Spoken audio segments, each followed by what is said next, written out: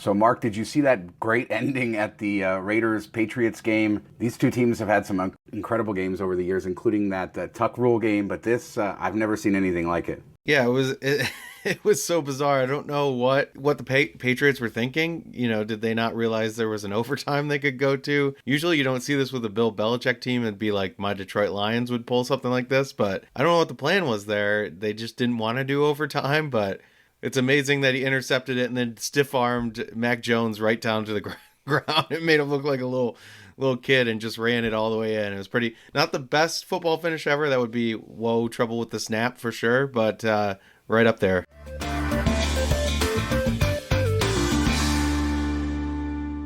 All right, Mark, welcome back from Europe, and I hope you had a great trip. And I'm in Mexico, as you can see from my cruise ship cabin behind me, but we're going to talk about the best of Las Vegas because that came out this week while you were gone, and this is sort of an interesting thing because it's voted on by the people. Controversial because, who knows if there's pay to play or what goes on with this, but you always get some surprising best ofs, and this year is no different. Did you have time to look through the list? Yeah, I went through it a bit. I mean, it's a massive list. I'm surprised that they vote on so much stuff. Like, each category. Now you know who the best dentist in Las Vegas is. Yeah, best dentist, best everything. It's crazy. Yeah, it was. There's a lot to go through. I'm like scrolling and scrolling. I'm like, wow, this is a lot of stuff to put top threes to. But it was interesting to see. I was surprised by a lot of it, though. Yeah, so let's talk about a few things. Now, we'll start with the best weird attraction, which is close to my heart, the Berlin Wall at Main Street Station. Peeing on the Berlin Wall. Glad to see that got the Gold Award for the best in Las Vegas. Best ride, they had the thrill rides at Strat, Slotzilla, and High Roller. I guess I can't really argue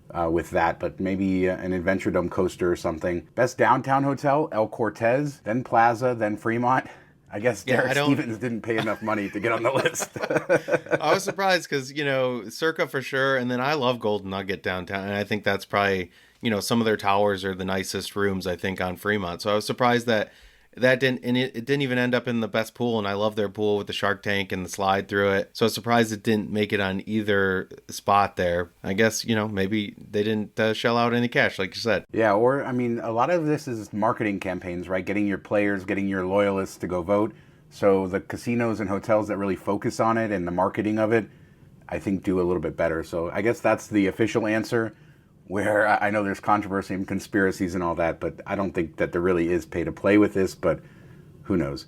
All right, so best hotel lobby, Aria, Venetian, and Bellagio. This one I feel like, they pretty much nailed it, although I would say Venetian's is the nicest lobby of all of them. Maybe Bellagio second. I wouldn't put Aria at the top, but it's certainly a pretty nice lobby, so I can't complain with that. And the one thing I had an issue, though, did you see the best wedding chapel in Las Vegas? The Little Church of the West wasn't on the list where Elvis and I got married, so yeah. I feel like this whole thing needs to be thrown out. Maybe with them requiring Elvis cards now, it doesn't, people aren't doing it and it's not the real Elvis, so they knocked it off the list. I don't know. So let's talk a few others, and there's so many, as Mark said, so we'll put a link in the description. I just picked out the most interesting ones. We could honestly go on for 20 or 30 minutes who won the best, about all of them. Best magic show? Was it Angel or what?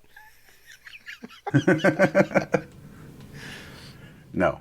All right, so was there a best magic show? I'm just going to go out on a limb and say I don't think he won it if there was one. I don't think there was. All right, so best strip hotel, Venetian, Cosmo, Wynn. So Venetian number 1, Cosmo number 2, Wynn number 3. I would actually have them in that reverse order, so I guess I can't complain too much about that. What are your thoughts? Yeah, I haven't been in a Venetian room in probably like 10 years, and I thought they were a little beat up back then. I'm sure they've updated them. It is nice that you get a suite, but yeah, I would say Wynn has to be top, I think, overall, so I'm kind of surprised. All right, so best strip pool. This is one that's so funny. So on the top of the list is the Tahiti Village, and this is a timeshare south of Las Vegas Boulevard, not really on the strip.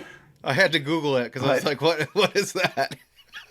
The funny thing about this is when this place opened maybe 10, 15 years ago, they used to have these advertisements on TV with Alan Thicke, and he was standing inside of a wave pool. And if you looked really closely, and it was advertising specifically for Tahiti Village, but it was actually filmed at Mandalay Bay's pool. Now, Tahiti Village does have a nice pool area with a lazy river, but I always thought that was really funny. Alan Thicke shilling for Tahiti Village in Mandalay Bay. But that won number 1, so I guess the marketing works. Venetian number 2, which I like their pool area, but I don't think it's anything special. And then Mandalay Bay, which is the one I would pick as the number 1, finishes in number 3. Interesting. Yeah, I love Mandalay Bay's pool. I did look at pictures of Tahiti Village when I was Googling it because I didn't know what it was when it won first, so I was shocked. But it does look like a cool tropical feel. It reminds me a bit of what Hard Rock used to be, like the design, like zero entry in. I think there looked like there's even like a little sandy area, which kind of gives me that type of vibe. So I could see why it would be,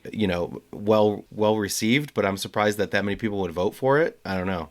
Maybe all the owners really wanted it on the list. Best loyalty club, we'll finish with this. Station Casinos, then Boyd Gaming, then Emerald Isle. So all the local places getting support. Same thing was interesting. They had best locals casinos, and then it just said Station Casinos won. Like they couldn't figure out a specific station casino. Then number 2 was Boyd Gaming. They couldn't figure out one of their properties, so they just gave the award to all of them. El Cortez number 3 at the Best Locals Casino. So El Cortez on this list quite a few times in all kinds of different categories, including for locals. It kind of tells you how that property draws from all different demographics and how it's sort of coming to its second coming, because it was terrible 15, 20 years ago. I mean, terrible. Yeah. Like I can't forget the smell. All right, so let's talk about the problems with Las Vegas Boulevard. What might not surprise you is that I'm a bit of a nerd when it comes to like city planning stuff. Like it's not something that's in my wheelhouse, but I like to watch YouTube videos about it. And there's a couple channels like City Nerd and Life is Beautiful on YouTube that do great jobs. And there was this Twitter thread that came up talking about Las Vegas Boulevard and how it really fails pedestrians, drivers, and everybody else. And mainly that's because it's been added on and expanded over the years, and it just doesn't really work for anybody. Kind of called, they call it in that sort of world a strode, which is a big, wide road that doesn't work for anybody, just like I described. And some interesting things in this thread on Twitter talking about how they could fix it. And one of them would be like a streetcar or light rail right down the middle of Las Vegas Boulevard, and you reduce the number of lanes down to 2, which restricts capacity, but then you add the light transit in there. And this sounds just like a phenomenal idea.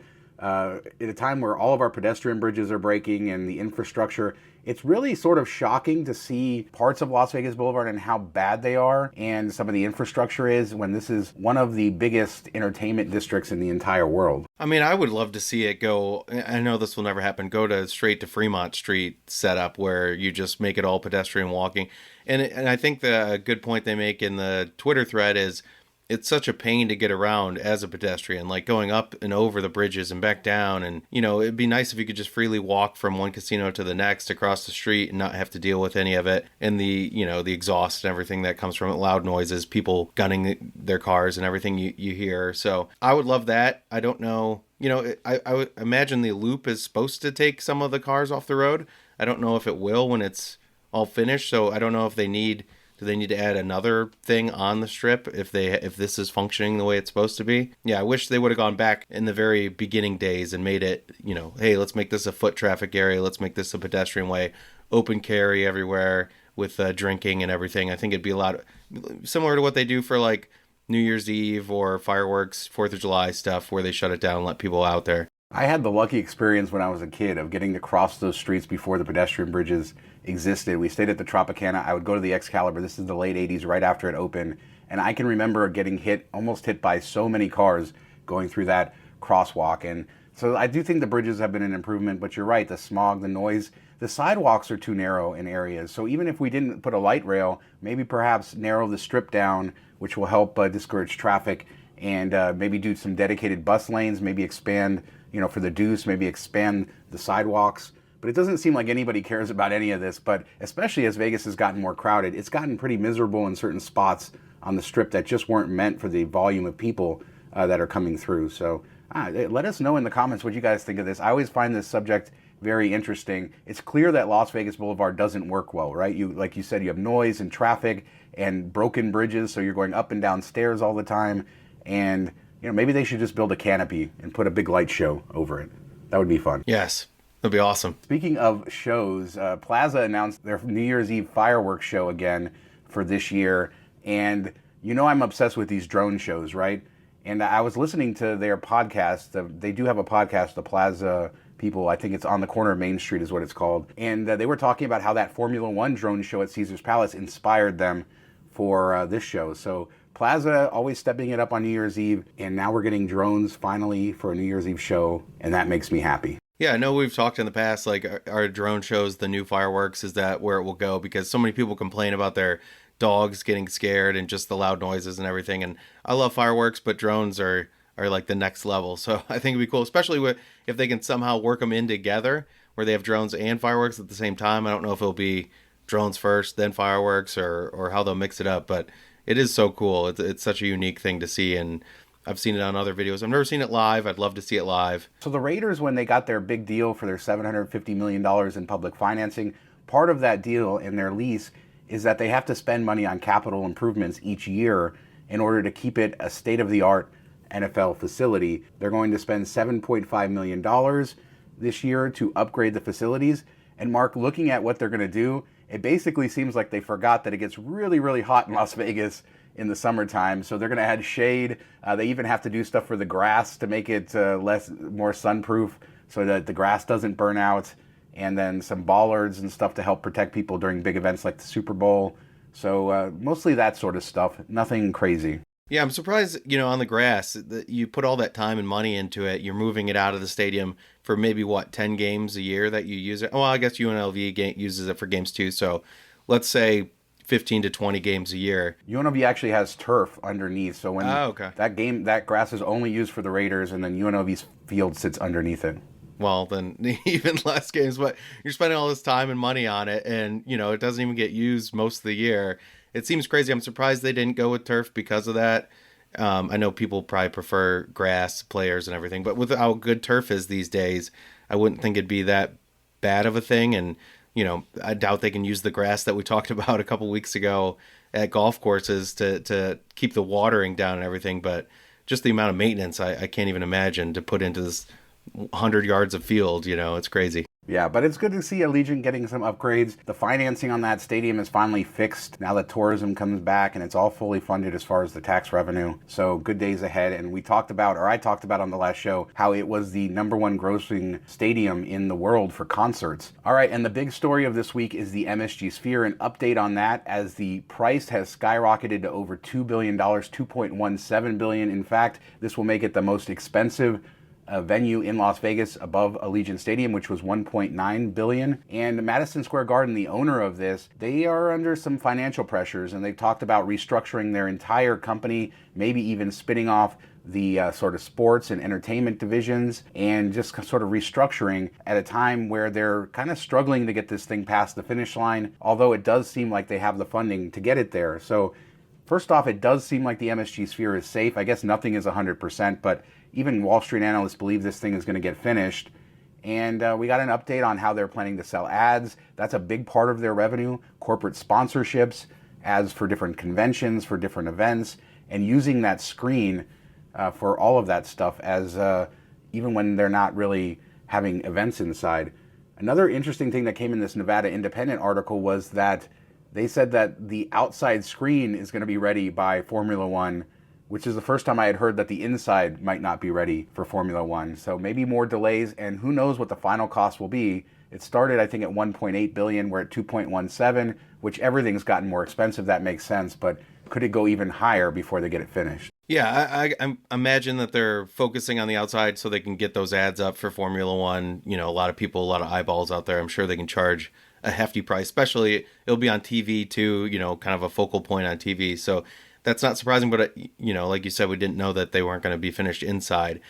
Now, I don't know how they're going to pay back the $2 billion, because we just talked about the Allegiant Stadium being the most successful, and they brought in like $125 million in revenue from concerts and stuff. And I know that it's going to be more focused at the MSG Sphere, where they'll have more, but still, that's a long payback for a $2 billion investment. So it's not surprising to see that they're focusing on ads, everything like that. I wonder if that was a focal point of Resorts World when they put the big video screen on the front of the building, thinking that they could offset some costs, with ads. I wonder how well they're doing with that compared to what they projected. I don't know. It's going to be a tough, road to hoe, I think, to get all that money back. It sounds like the experience is going to be really amazing if it all comes together. And I'm guessing the tickets are going to be at a huge premium compared to other concert venues because of that.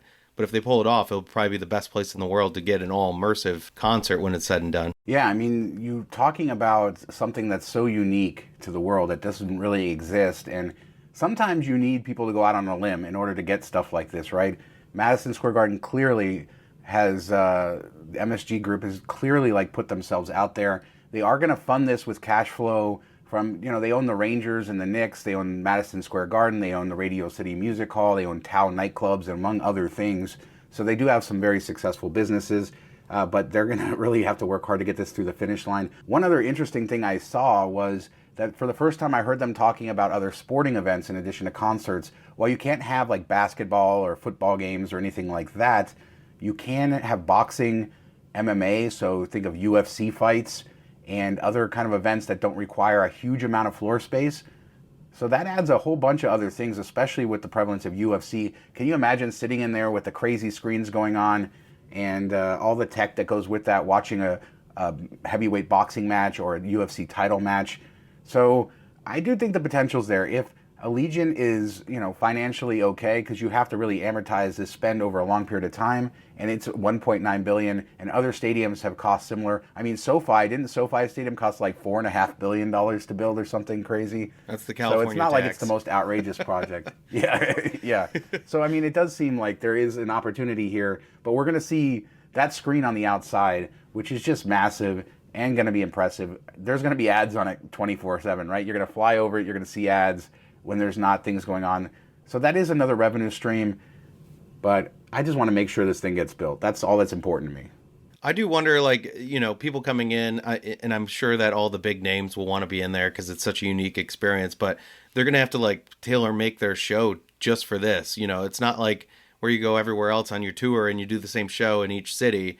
I feel like they're going to have to put a lot of effort into making this and take advantage of everything that's available to them. We've talked about how they have that place in Burbank where they're going to set up, kind of pregame the show and get it all lined up and stuff. Will that scare some people away? Will they not want to put that effort in? Is the cost too high to start that? So that'll be interesting to see how that plays out, with all this. Because, if you're not taking advantage of everything, what's the point? Yeah, there's a lot to find out, and we're going to be marching closer through 2023 to an eventual opening. So we're going to get to see all of this stuff. We'll get to see the venue sort of mature into what it's going to be.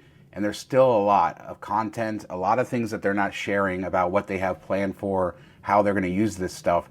So we're still in the dark a little bit, but it's exciting.